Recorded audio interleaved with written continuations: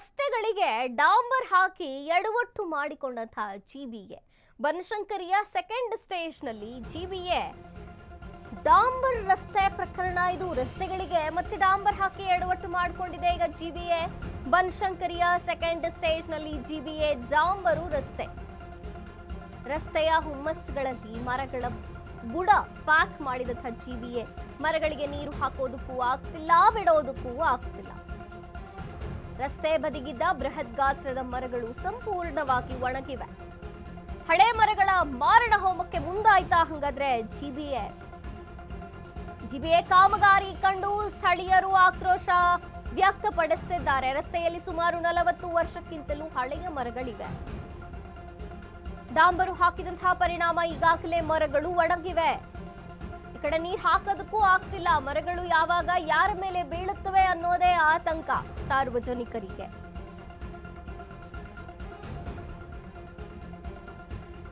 ಬನಶಂಕರಿಯ second stage ನಲ್ಲಿ GBA ರಸ್ತೆಗೆ ಮತ್ತೆ ಡಾಂಬರ್ ಹಾಕಿ ಎಡವಟ್ಟನ್ನ ಮಾಡಿಕೊಂಡಿವೆ. ಮರಗಳ ಬುಡ ಪ್ಯಾಕ್ ಮಾಡಿವೆ. ಡಾಂಬರ್ಗಳನ್ನು ಹಾಕಿ ಆ ಮರಗಳಿಗೆ ನೀರು ಹಾಕೋದಕ್ಕೂ ಆಗ್ತಿಲ್ಲ, ಬಿಡೋದಕ್ಕೂ ಆಗ್ತಿಲ್ಲ. ಮೊದಲೇ ಡಾಂಬರ್ ಹಾಕಿದ್ದ ಕಾರಣ ಮರಗಳು ಒಣಗಿವೆ. ಬೃಹತ್ ಗಾತ್ರದ ಮರಗಳಿವೆ, ಸಂಪೂರ್ಣವಾಗಿ ಒಣಗಿವೆ. ಹಳೆ ಮರಗಳ ಮಾರಣ ಹೋಮಕ್ಕೆ ಹಂಗಾರೆ ಮುಂದಾಯ್ತಾ ಜಿಬಿಎ? ಒಣಗೋಗಿರೋ ಮರ ಇವೆ, ಯಾವಾಗ ಬೀಳ್ತವೋ ಗೊತ್ತಿಲ್ಲ. ಬೆಂಗಳೂರಿನಲ್ಲಿ ದಿನಗಳು ಕಳೆದಂತೆ ಸಮಸ್ಯೆಗಳೇ ಸಾಕಾಗುವಷ್ಟು ಕಂಡು ಬರ್ತಾ ಇರುವಂತದ್ದು. ಇದ್ರ ಮಧ್ಯದಲ್ಲಿಯೂ ಸಹ ಜಿಬಿಎ ಒಂದು ರೀತಿಯಲ್ಲಿ ನಿರ್ಲಕ್ಷ್ಯ ವಹಿಸ್ತಾ ಇರುವುದು ನಿಜಕ್ಕೂ ಬೇಸರ ಸಂಗತಿ ಆಗುತ್ತೆ. ಯಾಕಂತಂದ್ರೆ ಈಗ ಫುಟ್ಪಾತ್ ಮುಖಾಂತರವಾಗಿ ಜನಸಾಮಾನ್ಯರು ಓಡಾಟ ಮಾಡ್ತಾರೆ, ಆದ್ರೆ ಪರಿಸರ ಉಳಿಸುವಂತ ಕೆಲಸವನ್ನ ಮಾಡ್ತಾ ಇಲ್ಲ ಅನ್ನುವಂತಹದ್ದು ನಿಜಕ್ಕೂ ನೋವಿನ ಸಂಗತಿ. ಯಾಕಂತಂದ್ರೆ ಈಗ ನಾನು ಜಯನಗರದ 19th ಕ್ರಾಸ್ ಏನು ಬನಶಂಕರಿಯ 19th ಕ್ರಾಸ್ ನಲ್ಲಿ ನಾನಿದ್ದೇನೆ. ಇಲ್ಲಿ ತಾವು ಗಮನಿಸ್ತಾ ಹೋಗ್ಬೋದು, ಮರಗಳಿಗೆ ನೀರ್ ಹಾಕುವಂತ ಕೆಲಸವನ್ನ ಮಾಡ್ಬೇಕಾದ್ರೆ ಈ ಸದ್ಯಕ್ಕೆ ಇಲ್ಲಿ ಕಾಂಕ್ರೀಟ್ ಹಾಕುವಂತ ಕೆಲಸವನ್ನ ನಮ್ಮ ಜಿಬಿಎ ಅವರು ಮಾಡಿರುವಂತದ್ದು ತಾವು ಗಮನಿಸ್ತಾ ಹೋಗ್ಬೋದು. ಫುಟ್ಪಾತ್ನ ಮುಂಭಾಗದಲ್ಲಿ ಏನೆಲ್ಲ ಮರಗಳು ಬರ್ತಾವ ಅದನ್ನ ಸಂಪೂರ್ಣವಾಗಿ ಕಾಂಕ್ರೀಟ್ನ ಮುಖಾಂತರವಾಗಿ ಅದನ್ನ ಮುಚ್ಚಾಕಿದ್ದಾರೆ. ಎಲ್ಲೂ ಹನಿ ನೀರನ್ನ ಹೋಗುವುದಕ್ಕೆ ಅಲ್ಲಿ ಅವಕಾಶವನ್ನ ಮಾಡಿಕೊಟ್ಟಿಲ್ಲ.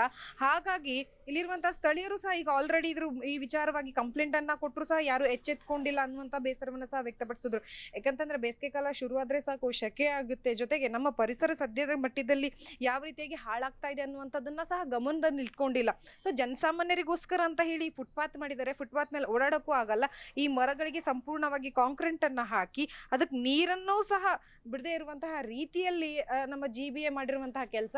ಸೊ ಒಣಗೋಗ್ತಾ ಇದಾವೆ ಮರಗಳು, ಇರುವುದೇ ಕಡಿಮೆ ಮರಗಳು. ಅದು ಮತ್ತೆ ಬಿಲ್ಡಿಂಗ್ಗಳಿಗಾಗಿ ಒಂದಷ್ಟು ಮರಗಳನ್ನ ತೆರವುಗೊಳಿಸ್ತಾರೆ. ಈಗ ಇರುವಂತಹ ಮರಗಳಿಗೂ ಸಹ ಅನ್ನ ಹಾಕೋದಕ್ಕೆ ಬರದೇ ರೀತಿಯಲ್ಲಿ ಈ ರೀತಿಯಾಗಿ ಕಾಂಕ್ರೀಟ್ ಹಾಕಿದ್ದಾರೆ ಅಂತ ಹೇಳಿ ಇಲ್ಲಿರುವಂತಹ ಸ್ಥಳೀಯರ ಆರೋಪವನ್ನ ಮಾಡ್ತಾ ಇದ್ದಾರೆ. ಹಾಗಾದ್ರೆ ಏನು, ಯಾವಾಗಿಂದ ಈ ರೀತಿಯಾಗಿದೆ ಅಂತ ನಾನು ಕೇಳ್ತಾ ಹೋಗ್ತೀನಿ. ಅಮ್ಮ ನಮಸ್ತೆ, ಯಾವಾಗಿನಿಂದ ಇಂತಹ ಸ್ಥಿತಿ ಬಂದಿದೆ ಅಮ್ಮ ಮರಗಳಿಗೆ? 2 ವರ್ಷ ಮೇಲೆ ಆಯ್ತು.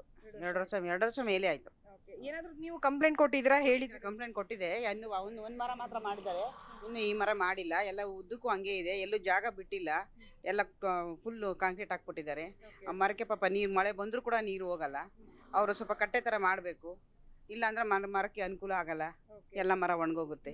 ಈ ಕಾಂಕ್ರೀಟ್ ಹಾಕುವಂತ ಸಂದರ್ಭದಲ್ಲಿ ತಾವು ಯಾರು ಇರ್ಲಿಲ್ವಾ ಅಥವಾ ಏನು? ಮೇಡಮ್ ನಾವು ಯಾರು ಇರ್ಲಿಲ್ಲ, ಊರ್ಗೊಟ್ಟೋಗಿದ್ವಿ ಅವ್ರು ಹಾಕ್ದಾಗ. ಅದಕ್ಕೋಸ್ಕರ ನಾವು ಇದು ಮಾಡೋಕ್ಕಾಗಲ್ಲ, ಅವ್ರು ಕಂಪ್ಲೇಂಟ್ ಮಾಡೋಕ್ಕಾಗಲಿಲ್ಲ.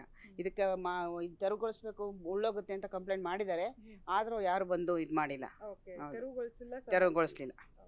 ಸೊ ನೋಡಿದ್ರಲ್ಲ, ಇಲ್ಲಿರುವಂತಹ ಸ್ಥಳೀಯರು ಹೇಳುವಂತದ್ದು ಇದು ಸುಮಾರು 2 ವರ್ಷದಿಂದ ಇಂತಹ ಪರಿಸ್ಥಿತಿ ಇದೆ. ಆವಾಗ್ಲಿಂದ ಸಹ ನಾವು ಅವರಿಗೆ ಒಂದು ನೋಟಿಸ್ ಏನು ತೆರವನ್ನಗೊಳಿಸಿ ಅಂತ ಹೇಳಿ ಮನವಿ ಪತ್ರವನ್ನ ಕೊಟ್ಟಿದ್ದೀವಿ. ಮರವನ್ನ ಸಹ ತೆರವುಗೊಳಿಸಿಲ್ಲ, ಜೊತೆಗೆ ಅದಕ್ಕೆ ನೀರು ಹೋಗುವುದಕ್ಕೆ ಏನ್ ಕೆಲಸ ಮಾಡಬೇಕು ಅದನ್ನು ಸಹ ಮಾಡಿಲ್ಲ ಅನ್ನುವಂಥದ್ದನ್ನ ಇಲ್ಲಿರುವಂತಹ ಸ್ಥಳೀಯರು ಹೇಳ್ತಾ ಇದ್ದಾರೆ.